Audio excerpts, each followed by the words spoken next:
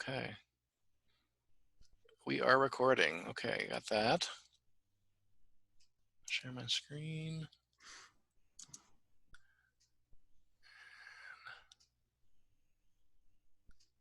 Okay. Okay.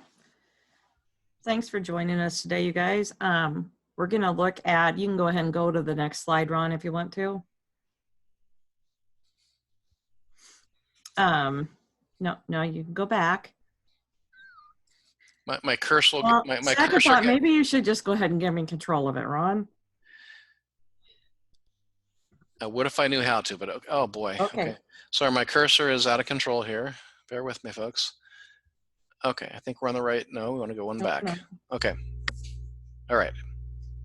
Okay. So now that this is going to run so smoothly, we're going to look at some of the considerations for changing how we were doing things as we were originally trained are the need to not retain records that are already maintained online, obviously, and reduce the amount of time scanning and uploading.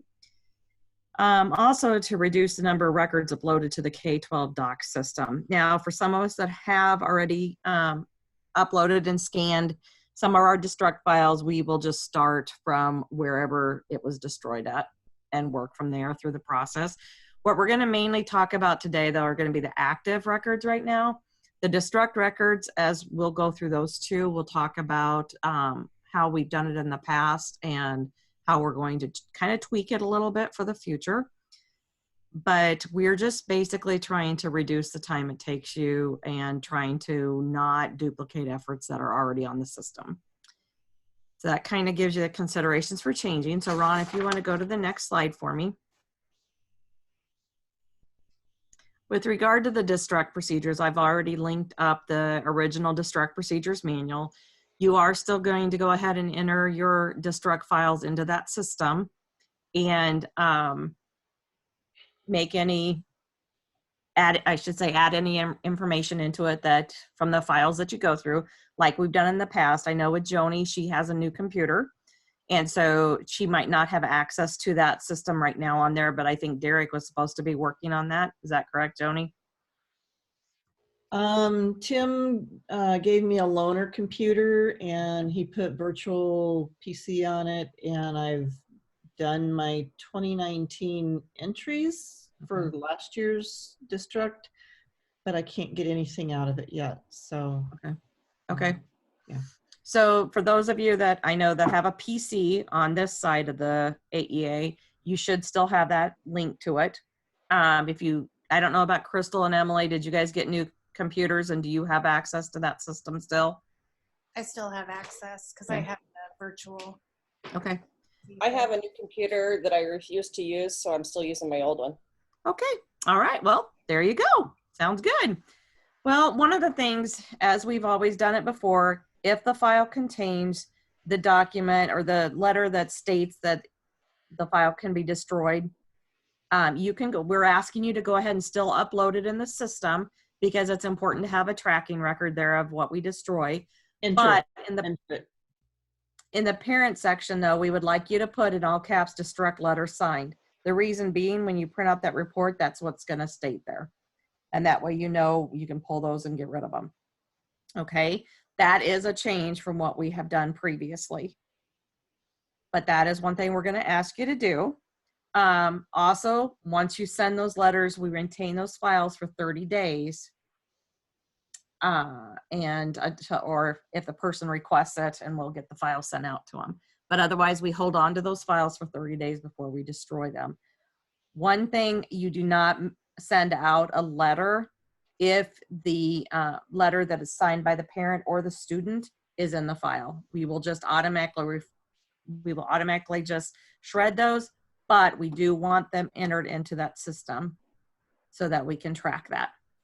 Joni, do you have anything to add to that? No. Yeah, since the address of the student does not print out on the report, if we just put in destruct letter signed, that'll come out so you know to pull that letter when it comes out, and we still have that record. So please make sure to use the parent section for that, though, so it prints out on the report. Okay. And one thing, as I was just thinking about this too, so since we are still going to do, our district procedures, we would still want that, notice of destruct record signed by parents. And that's one of those things that is a physical signature by the parent or student that we would normally get at exit times. And here we are in our COVID-19 world, not knowing if there will be exit meetings at the end of the year, or at least in a physical format. So I just thought about that would be one more form that requires a signature that we'd have to figure out, what to do with that. So hold that thought for now. But we know that the things that we would be destroying this year are from obviously 5 years ago. So either we have the letter or we don't. But that's one more thing we need to think about, is whether or not we're going to try to get signatures on our exiting kids this year that may help us, 5 years down the road. So thanks. So this screen right now talks about destruct. So this is our destruct files that we're going to be shredding. It's not our active files as of right now. So if Ron, do you want to go to the next screen, please? Yep. One thing to keep in mind as we go through this process, as we go through the active ones, if at any time in the process you question if a document is being maintained or not, keep the document and scan and upload it to the K-12's doc system. Sorry, my daughter's dog is here and she's spoiled and she just saw a truck go by, and so she's on my couch looking out. Okay, sorry, editorial comment there. She rules the world. Okay, so the next screen. And I want you to know that clip art is a perfect clip art of Ron, don't you think? Just throwing that paper. Okay. This one, yeah. Yeah, I think that's you, Ron. I like it. Is that my destruct process? Just Yeah. That's not very appropriate. Your wrist is looking pretty skinny there with your watch, I just want to say right now. Okay, next slide. So what we're going to have you do is on your active files now, you're going to take and you're going to do a quick sort.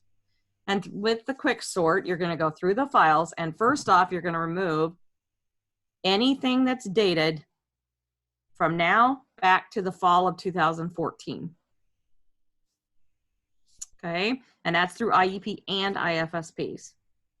Records prior to the fall 2014, you'll notice the web IEP insignia, which is the state of Iowa, says Iowa IDA, is up in the far left-hand corner. Those will tell you that it's on the system, okay?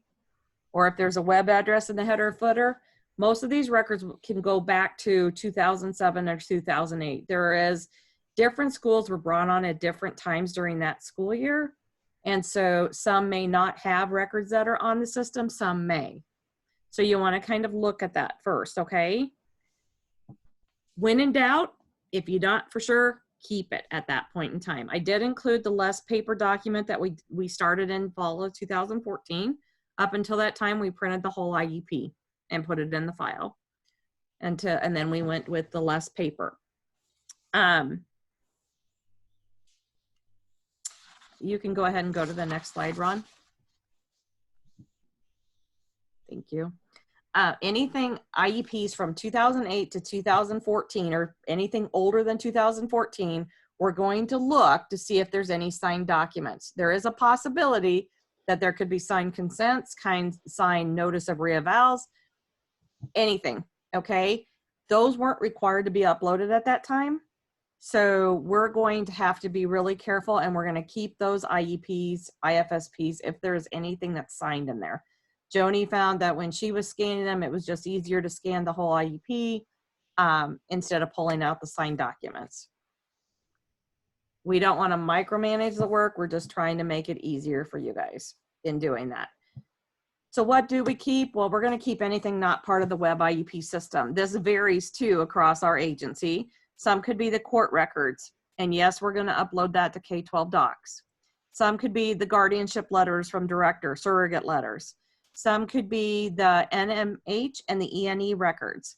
And before I go any further with the ENE records, this does apply to right now. If you get an email that says that a child was exited from Child Find with an ENE record, we should be asking for the signed consent for evaluation. and that should be uploaded to the K-12 doc system. Okay, the reason being is there is no way to put the consent for eval on a child find record right now in associated files if it doesn't go to an IEP. I have had people start an IEP and then they upload the signed form and then they close out the child find. But if it doesn't go to an IEP, why are they creating an IEP? I don't know. Probably so they can upload I don't know. They do it so they can upload, but I have had several recently. Yeah, see, mine aren't doing that. So I guess it just depends on what your building reps do. I would question why they're opening initials if they're not going to initial IEP. But it just depends on whatever you do. So are we keeping records that are not ours, like say child health specialty reports, doctor reports? I would say if they're in that file, they should be uploaded to K-12 docs. And yet, we're not at liberty to share those.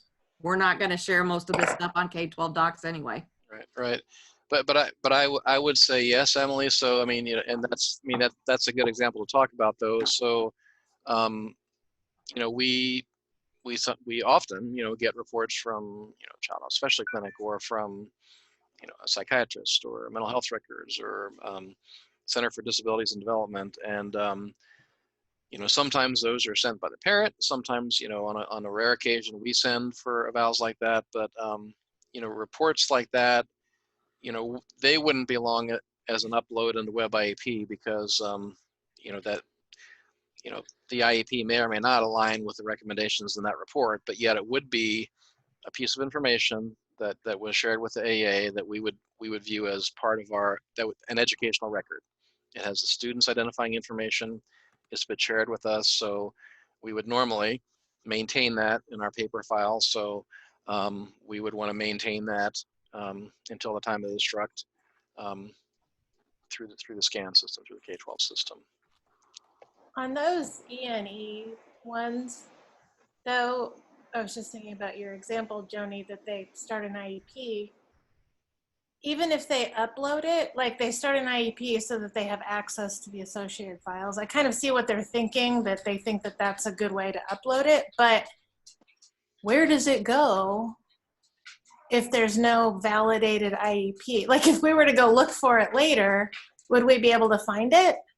It's on the history tab under the associated files. I didn't know if it would still stick on that once the whole IEP went away. Yeah.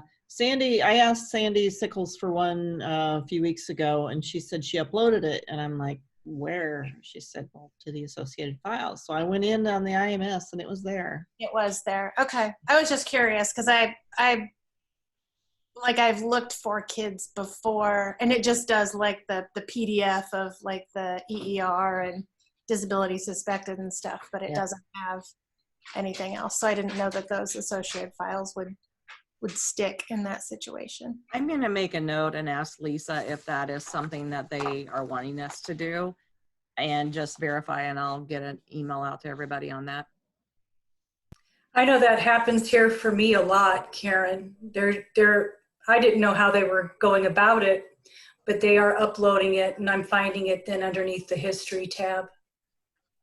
Okay, I'm going to check with Lisa and see if that's something she wants us to do. And then we'll follow up with that. Okay. All right, Ron, next. This one thing, so basically anything older than 2007 or 8, remember that I said different school districts came on board at different times. We're going to scan all of those records and upload those to the K-12 doc system. One thing I just want to state, the bottom line, anything with the signed documents should be scanned if dated between 2007, 08, and 2014, as well as anything prior to 2007, 08 will need to be scanned and uploaded. And that Iowa IDA symbol that's on there is what would show up on any of the web IEP systems up in the left-hand corner. Most of them are. Okay. And before that would have been our electronic IEP iteration that was what, for maybe several years. Yep. And then prior to that, well, of course we'd start, I mean, I guess, do we even have any The handwritten ones? or do they, Yes, we do. we have, okay, so we haven't quite aged out of that quite yet. Nope, Okay. not yet. Okay. I Right. found a lot of IFSPs that were handwritten. Yeah. On 3-part paper. So just this overriding idea, if it's, you know, if it's not maintained electronically somewhere, we need to make sure that happens. Yep. Because we're maintaining, you know, we're obligated to maintain that 5 years after exit. So this would be the quick sort. So Ron, if you want to go to the next page, we're going to do the final sort. Excuse me? Real quick, Karen, on the notice of destruct letters, should those be uploaded to the K-12 docs? I mean, we're putting a note in that system that says we have it, but what if they come back later and we say, no, it says here that you signed a letter, but we don't have any letter to show them or proof? You know what I mean? Like, Why do people upload them to the associated files? that's true. That's true. that's a great question, though. I mean,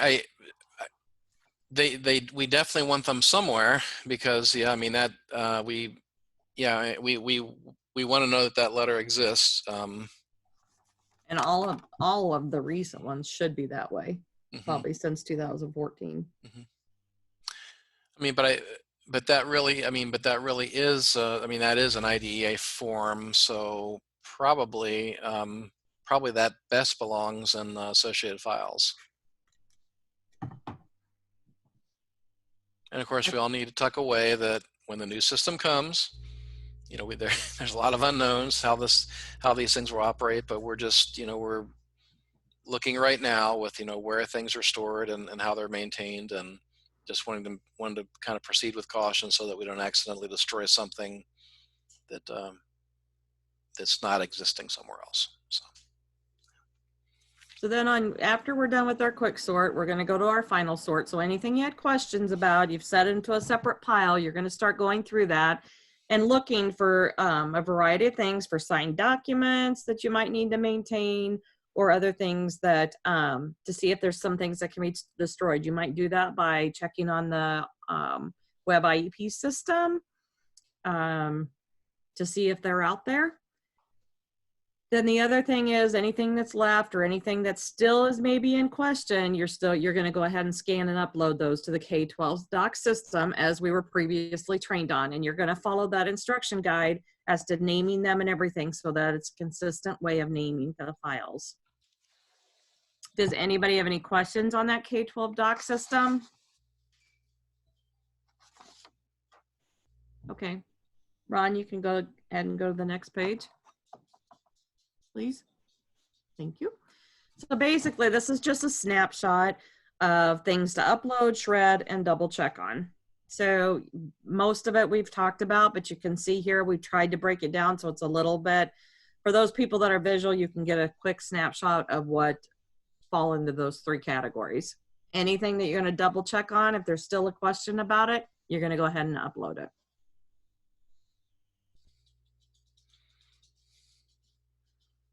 Okay. And Karen, I'm just kind of thinking out loud here too. I mean, I know the emails, you know, showed up there as a bullet. Our intention for that would have been, I mean, something that may have been printed and maintained. I believe that was the intent of that one. Is that? That is correct. Yeah. I know in some of the files that I know in the files that I've been going through, there are some like the student transfer request, when they used to have a student change request form that when we merged, I believe we asked people to complete. Those are in those files. So those would be uploaded. Yep.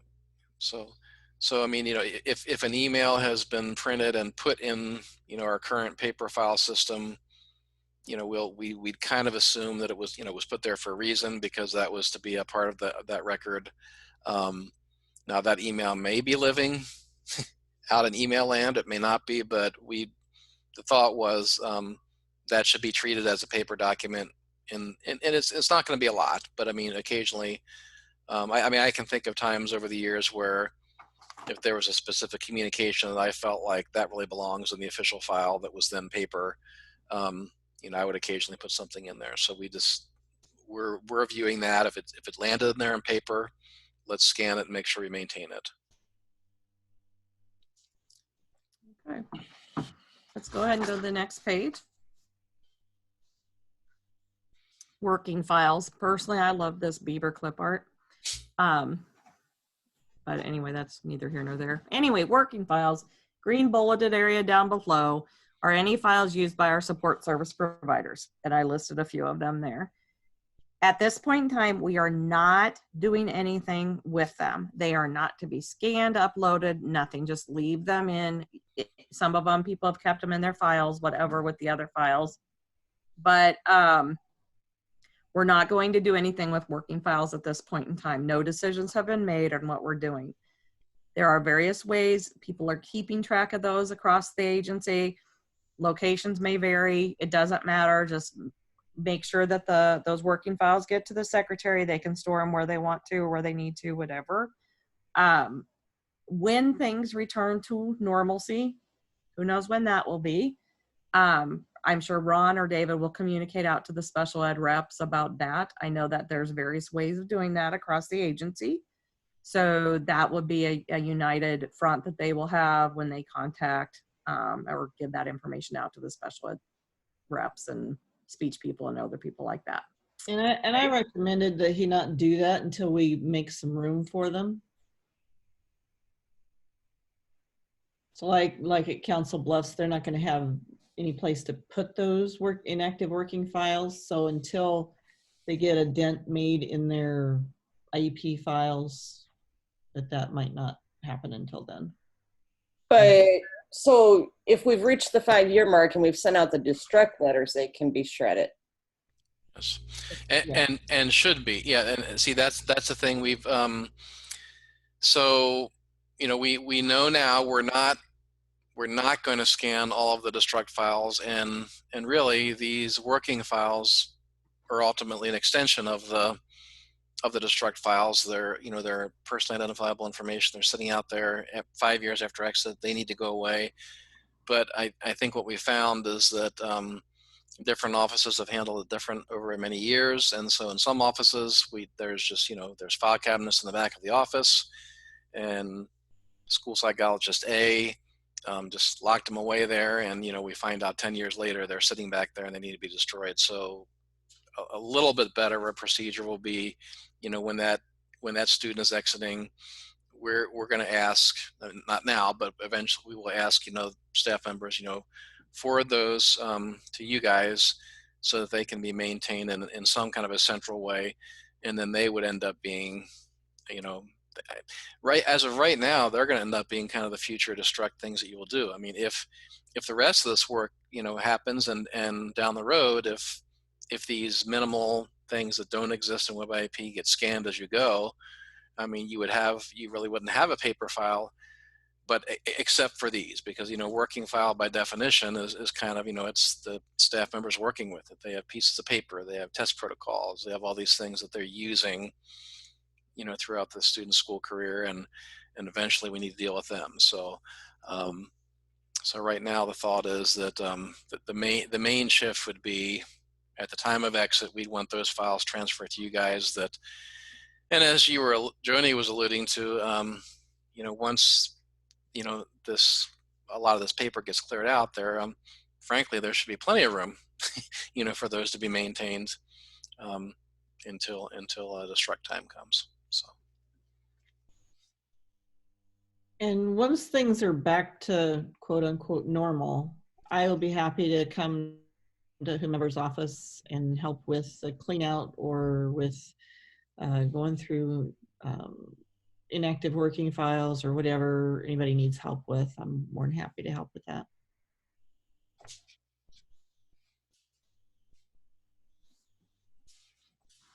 Okay, so our next slide. So our next steps are, first off, files will no longer be transferred from office to office. You don't need to request files anymore. Ron, I'm going to go ahead and let you take care of the next bullet. You bet. You bet. So, so if we didn't have the COVID-19 thing going on right now, basically we would have met, and you guys would have been kind of proceeding with this in the spare moments that you had, frankly, and it would, we know it's still work, it's still time consuming, with our situation now, and since we did make the shift, since you guys all saw that the agency put out that kind of office scheduling plan, where people can sign up to go to the office for brief periods of time. So that does kind of open up the opportunity for some of you to tackle a little bit of this. We also, David Van Horn and I talked about this issue, and the issue of taking files home. So for example, if some of you wanted to schedule a brief time in the office, box some files, take them home to kind of work on this gleaning process, you can do that. I mean, we know that sometimes files have made it to homes over the years and different kinds of work. We would just ask that people be really super careful about confidentiality and safety, and not leaving the files in the trunk of your car if it's parked out in the shopping center, which we're not allowed to go to. So yeah, but basically we're saying that is possible. If some of you wanted to start tackling some of this in small chunks, you could do that. There's also the idea that if you were to tackle some of this process, if you, for example, signed up for the office for a brief period of time, and you had some of this cleaning process done, and you had certain documents that were going to be then scanned to the K-12 system, you could do that with the copier. And as you all know, I mean, a good chunk of the work is kind of renaming the documents and uploading them. So, you could scan certain documents, they come to your email, and when you're at home, you could rename those and upload them into the K-12 system. And for that matter, Karen and I were just talking about this earlier today. Several of you, many of you, I think, have found that probably the copiers are the best way to scan. They're pretty efficient, but we do have some of these scanners out there that may work very well. So if someone wanted to take one of those scanners home, that's more than okay. I mean, so that's the possibility as well. So all that being said, we're I guess I'm viewing your primary work at this time is kind of maintaining the status quo as best we can with processing IEPs, validating them, dealing with that end of things. We know we will have, documents will keep coming in. Depending on what happens, it may be more than we realize. So that would be really the primary, a lot of the primary work that you would have. But open up the door to tackling some of this project in small chunks if you're comfortable. We also, though, want to be, sensitive that, if you for any reason don't feel comfortable going to an office, with our situation right now, we don't want you to do that. But we have opened up, you saw from that calendaring system, the possibility for staff to come in small chunks. A number of people have chosen to do that already, and so that does open up the possibility to tackle parts of this work for those that would like to do that.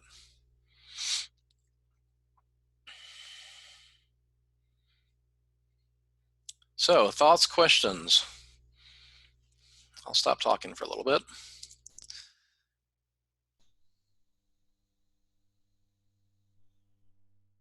Has anybody used the scanners, the desktop scanners? Is that how it is? I've been using the desktop scanner.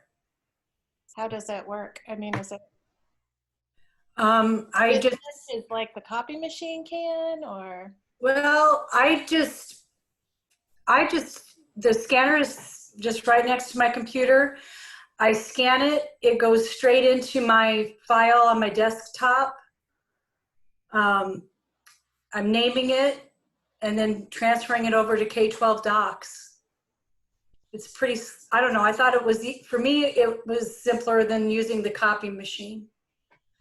But the naming of it. Ron, do you know, I know they had ordered some for all of us, and at one point in time, I know Tim had one for me, but it would just sit in his office until we decided what we were doing. Do they still have those? Yes, they're still in his office. He told me that yesterday, and I told him, no, I brought home the one Debbie had. How many does he have? I know he's got one for me, and does he have one for you, Johnny? No, I'm using the one that Debbie had used last year. I would say he's probably got at least 2 or 3. I'm judging by the height of the box here. And where the owl sits in his office. Owl sits on top of him. So I would say he's got at least 2 or 3.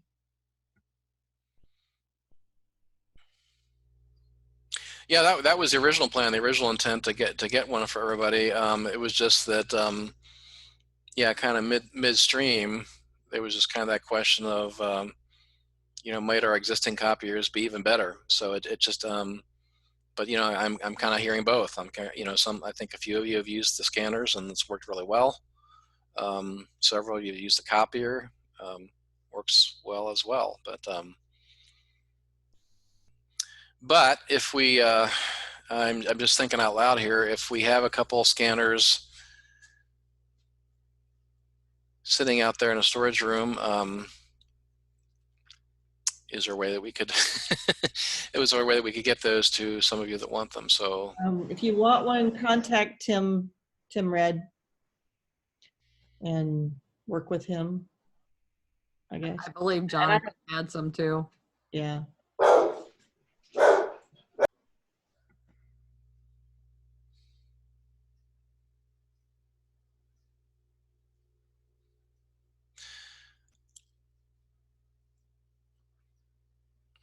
any other thoughts about this process or questions about it?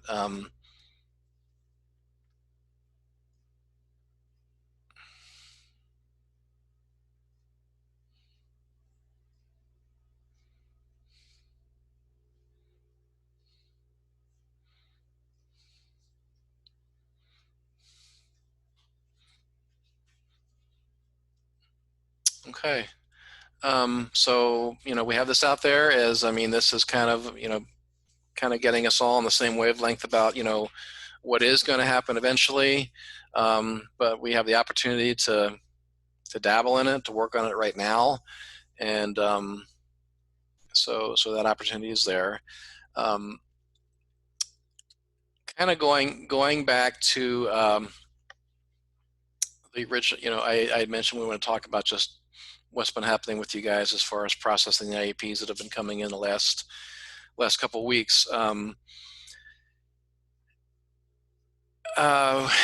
Since the time we last met as a group, we had those statewide parameters. Everybody remembers the Part C and the Part B parameters documents that was intended to be kind of that, one message, to all the AAs of, how we tackle some of these things. So that came out. I think I'm thinking all of you were able to be involved in that Zoom meeting. Did anybody not go to that meeting? Or was not able to make that meeting?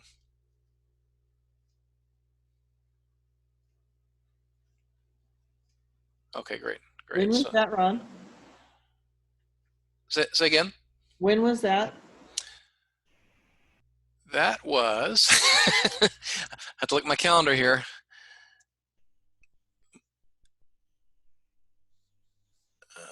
Just 1 second. It was all special ed staff were invited to it by David, and I made sure you guys got an invitation. It was, can someone help me out? The date on that meeting. I'm having trouble minimizing here for some reason. Let's see. Is it that? It was last Friday. Thank you, Freddie.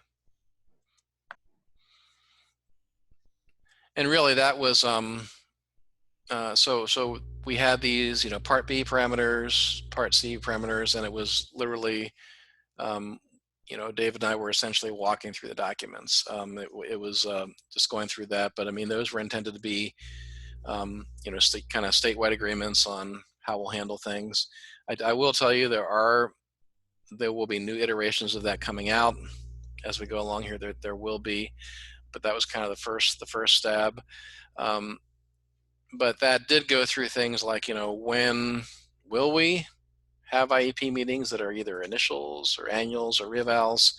How will we process them? And the basic message was, if teams are able to have appropriate meetings and they have the right information to be able to complete IEPs, we'll review them and validate them. But there may be some cases where teams will have to extend, for example, that 60-day timeline. There will be cases where some things will be hanging out there. Have any of you, a few of you I think have talked to me about some caveats, but I'm wondering, have you gotten some IEPs in where they say, here, I'm ready, and you look at them and say, I don't think you're ready? Maybe we can just share, are there some scenarios that have happened out there where you're wondering, what do I do? What do I do with this one? Do I hold it? Do I go forward? Anybody want to? I was reviewing IEPs today. And what do you recommend? I'm getting a few in that are already putting extended school year services down. That's just too hard, Emily. Don't. That's what I said when I got them. I went, too hard. No. Do we approve them? Yeah, no, well, I'll tell you, you guys don't have to worry about me. Whatever the IEP team, indicates on the IEP, as long as the IEP is complete, you don't need to make a judgment call about that. However, that's a very, very big question right now. How are we supposed to deal with extended school year services, both from the perspective of what about where we've already said they need it? And what if we still have COVID going on in June and July? How do we do that? But then the other question is, will there be any cases where, hey, missing a couple months of school because of this will make kids eligible for ESY? And you can imagine, district leaders are kind of worried about that because, what if it was a whole bunch of kids? But for you guys right now, I would say, whatever the IEP teams are putting through, as long as the information is complete, you're okay to move forward. I'm just thinking more about kind of gaps that you've seen. For example, one thing when we met a week and a half ago, this group, we talked about the signature pages, issues. And I think there was one caveat of, well, I'm ready to validate this IEP, but the consent form was signed, but it's sitting on the teacher's desk or in the teacher's file cabinet, and I can't get to it because school's closed. We had kind of agreed that, it would make sense to go ahead and validate that IEP, move forward with it and keep a record of that missing item. And so when school returns, let's check back and make sure that, teacher or AA staff member gets that uploaded. So that was one example. But then since then, in that parameters document, you guys all saw that there is this idea that since we don't have a fully functioning electronic signature system, with documents, if they need a signature, we can substitute an email or a text from a parent and upload that as evidence of that. And if we do that, we still complete the form in Web IEP, whether it be the electronic consent, whether it be consent for initial services, whatever that signature form might be. We can accept an email or a text from a parent as evidence that they gave consent, but we'd fill out the form in the system, we'd upload the image as evidence. So I would say in those cases, let's say, okay, before you validate this, AA staff member or LEA staff member, please do upload that evidence so that we make sure that that's there. But if there's something that was like unobtainable, you guys could keep that record. Here's something I might need to bug about. when we're back in school. So that was one example. I've only gotten one so far of one that needed a signed document uploaded. And I just emailed the teacher first to see, do you have that available? If not, I'll put you on a list for the fall. I'll go ahead and validate it now and add it to a list for the fall. But I just double check with them before I do I've that. had several, especially at Clark. And it's what I did is I started a Google Sheet with all my districts, and I shared it with the special ed coordinator and the building rep and said, these are docs that we need to have uploaded when we go back. And so Emily, what were some examples of the docs?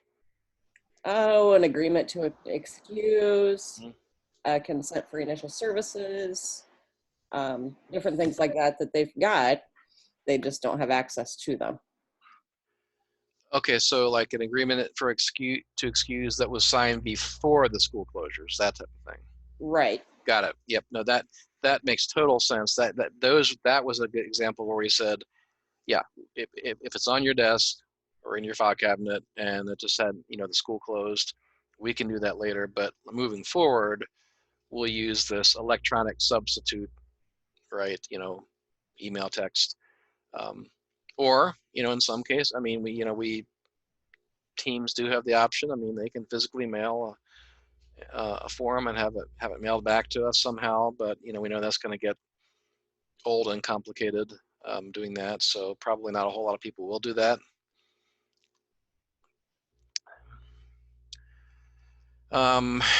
Another example that someone brought up to me, maybe even a couple people did, IEP came in, it was essentially complete, but the baseline was not completed on the one or more of the goal pages. And so then someone contacted the school and said, hey, you didn't put your baseline in. And they said, well, we had the meeting, but we weren't able to get the baseline number and the school's closed. So the question is what to do with that IEP. I would, and this is kind of just a judgment call, frankly, but something like that, to me, I would say if the IEP is complete, everything is in place, and that one number is missing, to me, that could move forward because we know they're not going to be putting any graph information in there until school resumes anyway. So that probably could be a note in the IEP that's going to be collected at a later time. And that's just, honestly, that's just a judgment call on my part, because we could think of 1,000 caveats that could come up like that. But, a minor piece like that. But on the other hand, if you have, an initial evaluation IEP and half the EER is blank and we have all these gaps, I mean, that's not ready for, if they can't get the information they need by virtual means, there will be some sitting out there half-baked until this resolves. So I guess in other words, I'm encouraging you, don't put through IEPs that are half done.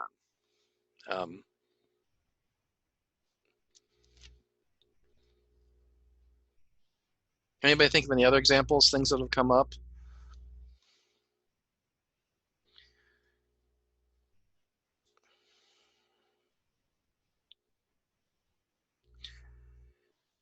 One more I thought of. This was it was an IEP that came through. Well, Karen, you got this one. And there was a speech-only student. And then the new IEP came through with, they added a reading and a math goal, I believe. So they were going from a non-weighted to a weighted IEP. And they just kind of created the SDI for reading and math and the goals and submitted it.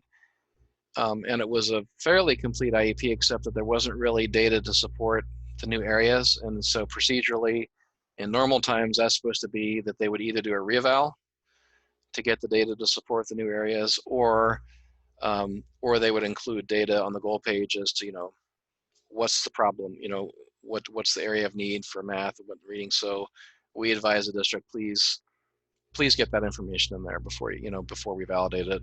And so depending on how the district answers, if they say, hey, we don't have the data, I would tell them, okay, well, I guess it's going to be on hold until we can resume. But they might just say, oh yeah, we had that data, we just didn't summarize it, and they may be able to correct that so they can move forward.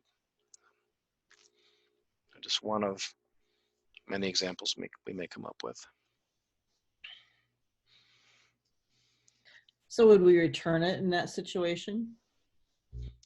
Yeah, that was one where, yeah, the question was, and actually that was raised. I mean, Karen raised that one because that would have been a waiting review for me, and so I would have gotten that. I would have said, wait, I'm not sure if I have what I need here. So, yeah, so that would have been a return. Okay.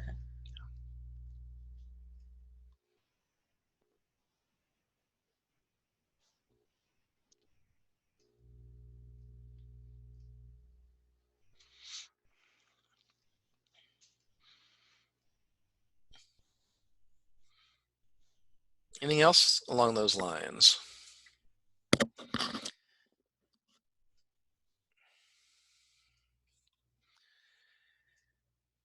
Well, I was also going to ask you, have any of you gotten staff members contacting you saying, hey, can you help me with this? Can you help me with this?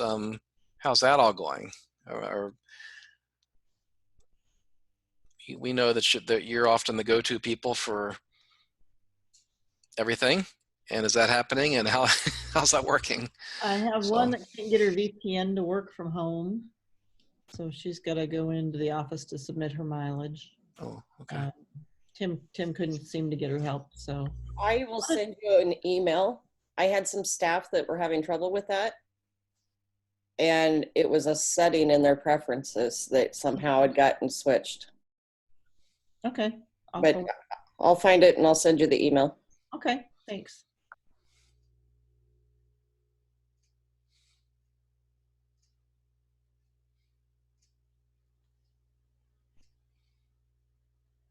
I have had supervisor request a purchase order be done, and it's like, well, where do you want the stuff sent to?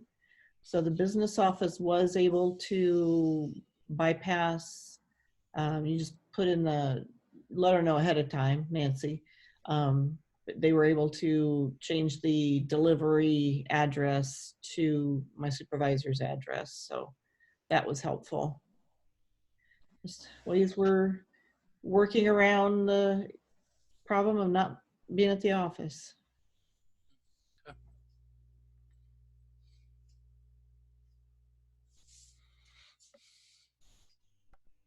So something new and fun and exciting over here, not really, but we were on a Zoom meeting yesterday with our office. Our office is doing meetings once a week. I don't know if everybody is.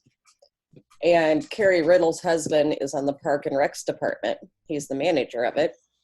And because of the COVID virus and the casino shutting down, they are no longer allowed to hire seasonal employees, which doesn't seem like much, except for your seasonal employees are your swimming pool staff, your people that mow the parks, the cemeteries, the whatever, the people that run the golf course, which means all of those will be shut down all summer.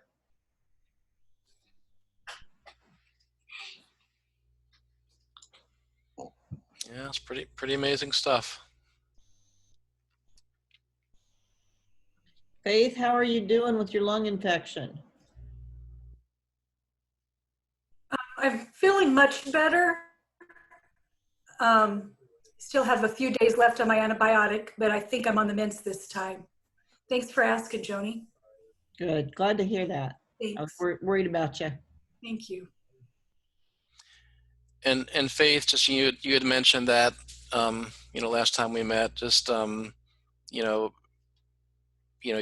need to do or not do what's appropriate. So you just need to make that judgment call. I mentioned that to Joe just today too, just to talk with you about that. And so again, this project work that we're talking about, it's an opportunity to dive into that, but we're not looking at that as a required thing right now, but just maybe an opportunity to jump ahead in some cases, but you just need to use your best judgment about whether stopping in is appropriate. So Thanks, Ron. Yeah, Joe did reach out Yeah. to me earlier today. I appreciate that. but yeah.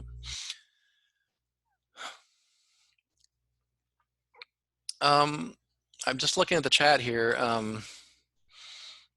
Okay, the question came up. Are we supposed to be looking for the agreement to excuse forms because it's not on the secretary's checklist? Okay, that's a great question. So what we know is that if the required IEP team is not there, we use the excusal form as a way to document that if the parents agree to that. That said, it's one of those things that we had not been nagging about. So we've kind of left that to the district's discretion. So no, we've not asked you guys to match the attendance list with those excusal forms and track those things down. So we wouldn't do that now as well. However, if an excusal happens, we would advise districts to get those uploaded into the system. So if they create the form, it needs to be signed and uploaded. Signed and uploaded, or the concept Signed online. Yeah, or that alternate method that we're talking about. I actually wish the that parameters document that is out there. I saw some original drafts of that, and as you can imagine, there were all kinds of discussions and even disagreements going on about what to put there. But an original version had more explicit stuff about the excusal, and in fact, one version almost was making a higher bar for IEP attendance, than we would have in normal times. I think an original version said if all the required team members can't be there, don't have the meeting.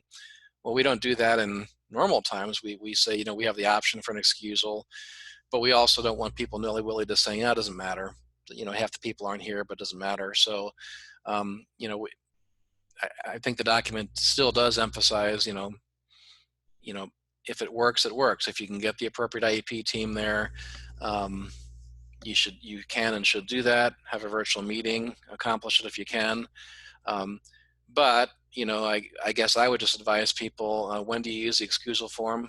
You would use it in the same case as you would during normal times. I mean, it's supposed to be not just that, hey, the LEA designee doesn't feel like coming, we're going to excuse them. It's supposed to be, something happened at the last minute, somebody got sick, there was a last minute conflict where we can ask parents to excuse. And so to me, the same principles apply. But we're not asking you guys to track down that form, but we would tell people if they use that form, you should have that uploaded in the system with an alternate approval if appropriate. So,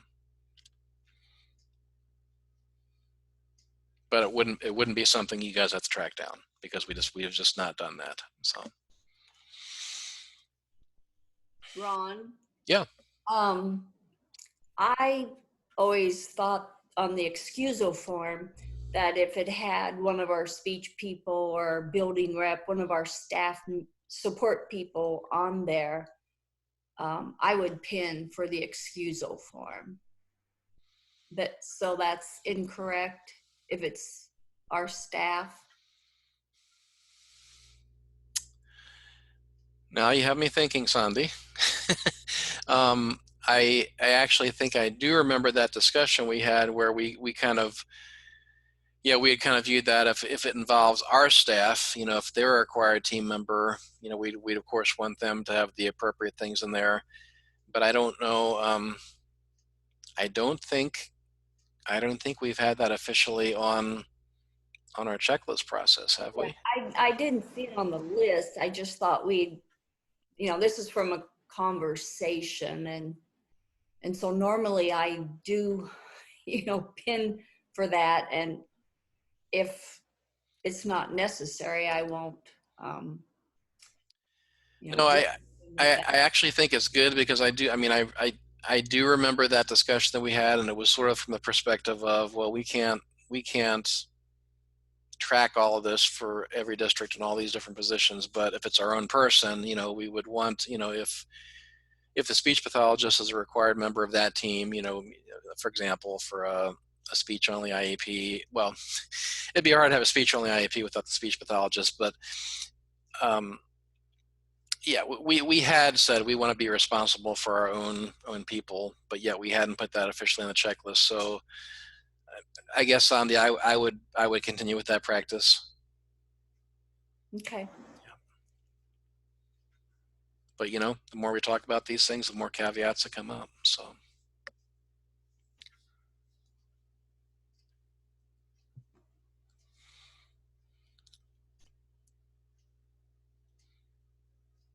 Okay. All right. Well, and I guess the one other thing I would just throw out there, you know, we have this brand new news from the governor, and we know what we know. But we also know that districts, Iowa districts, are going to they're going to at some point make the choice officially whether they're going to apply to do required school during this time, or if they're going to do the non-mandatory enrichment kinds of things. There's a lot of tough decisions in special education, you know, where we tend to be so rule bound.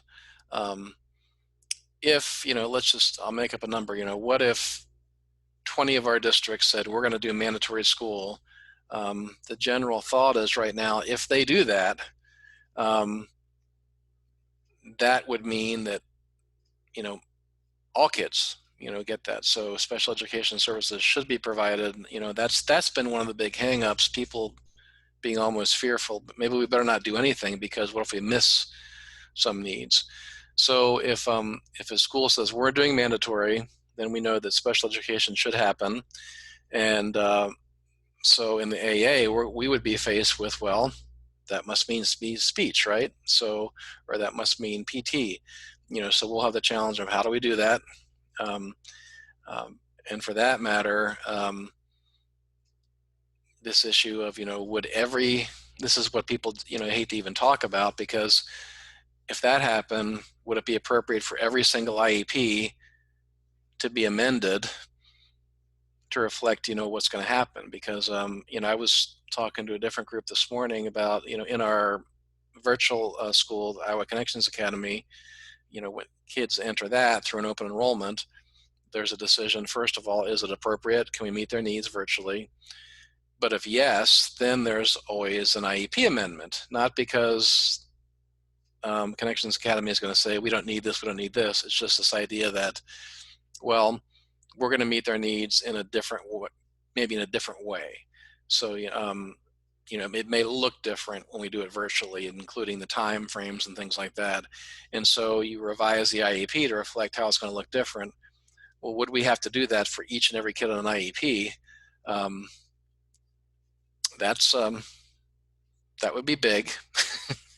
You guys certainly would get a lot of IEPs to process, and even, you know, and if that happened, you know, would we have trouble with our system again, like we did at count time? Just all these things to think about. So, but it's kind of up in the air right now. But, you know, as of this very moment, unless a school is mandating school for all kids, you know, special education isn't happening. But we are continuing when we can with the process and the IEP team meetings and things like that. So we just need to kind of watch for a little bit longer and see what the districts decide.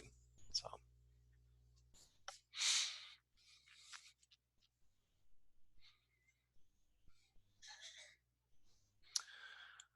Well, anything else out there for the good of the cause?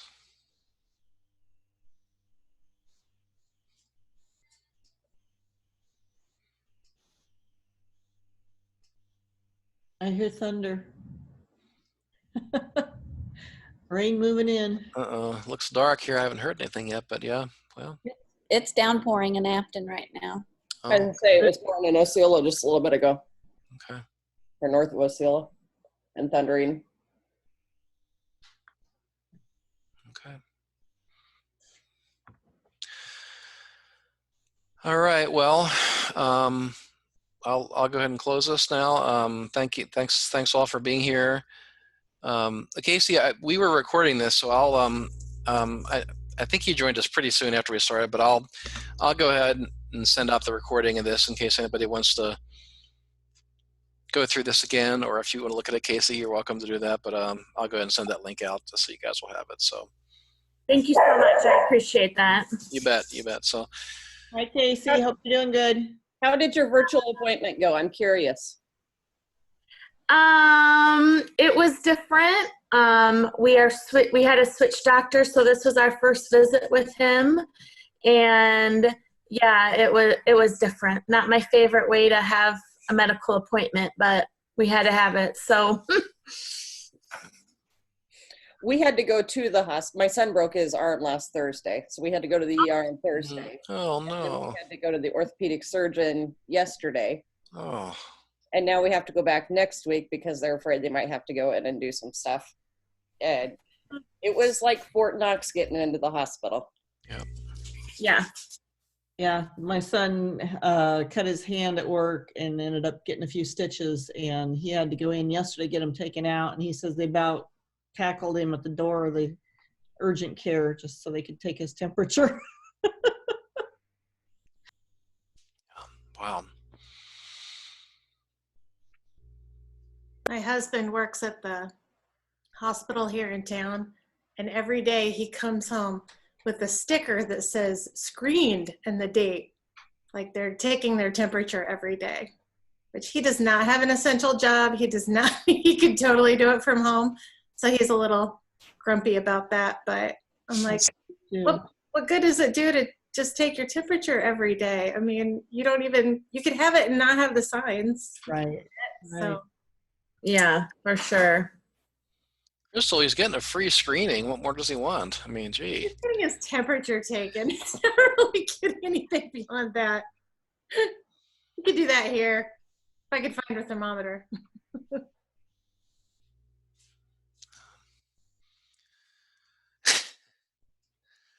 All right. Well, thanks everybody. Everybody take care. Thanks for all your efforts. I know it's a weird time, and we just continue to move forward as best we can, and appreciate all that you guys are doing to accomplish that. And we'll, I think we'll learn a little bit something new each day, and just keep moving forward. If So anybody does start working on any of that and has any questions, feel free to reach out to me or Karen or Ron or David. Or you bet. happy to help. Okay. All right. Thanks everybody. Have a great evening. Take care, you guys. Bye, everyone. Bye. Okay. Bye. Sorry, that was a kid. Help me.